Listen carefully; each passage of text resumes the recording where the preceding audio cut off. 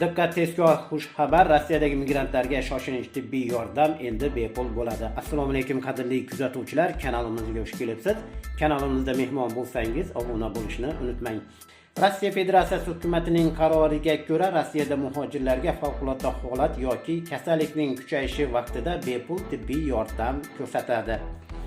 O'tkir kasalliklar, surunkali kasalliklarning kuchayishi holatlarida tibbiyot tashkilotlari tomonidan shoshilinch tibbiy yordam xorijiy fuqarolarga bepul ko'rsatiladi.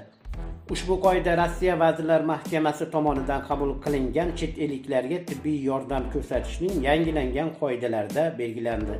Ushbu qoidalar 2025-yil 1-sentyabrdan kuchga kiradi va 2031-yil 1-sentyabrgacha amal qiladi. E'tiboringiz uchun rahmat. Salomat bo'ling.